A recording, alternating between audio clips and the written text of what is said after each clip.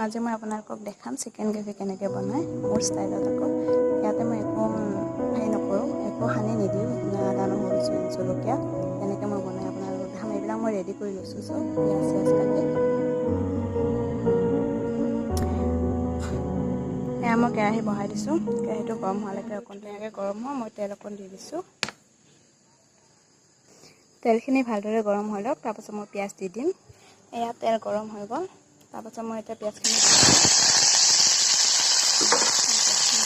ৰঙচুৱা হোৱালৈকে অকণ টাইম ভাজি ল'ম। পিঁয়াজখিনি ৰঙচুৱা হৈছে, এতিয়া মই মাংসখিনি দি দিম ইয়াতে। এই মাংসত আলু বিলাহী চবখিনি মই দি লৈছোঁ একেলগে। ইয়াতে একো মিহলোৱা নাই, সেইখিনি মই দি দিলোঁ। মই এইখিনি ভালদৰে মিহলাই দিলোঁ, তেলখিনি চাৰিওফালে মাংসতে আলুটো বিলাহী লগাতে মই মিহলাই দিলোঁ ধুনীয়াকৈ। মই জোখমতে নিমখ দি দিম, একেলগে দি লৈছোঁ, হয়তো কমিলে অকণ দি দিওঁ আৰু। নিমখখিনি দি ভালদৰে মই লৰাই দিছোঁ, সেইটো চাৰিওফালে নিমখখিনি লাগি যায়। এতিয়া মই লৰোৱা হ'ল, এতিয়া মই অকণমান টাইম ঢাকনি মাৰি দিম, 5 মিনিটমান।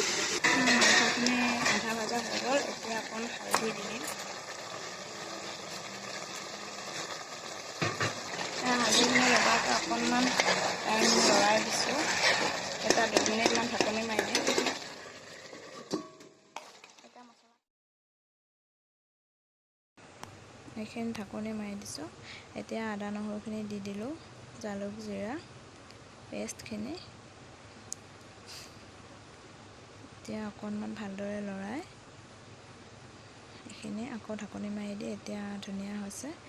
পানী অকণ দি দিলোঁ, তাৰপিছত উতলিবলৈ দিলোঁ পানীখিনি। এতিয়া অকণমান মই গৰম মছলা দিলোঁ, সেইখিনি দেখাব নহ'লে আপোনালোকক, তেতিয়া হৈ গ'ল এইখিনি।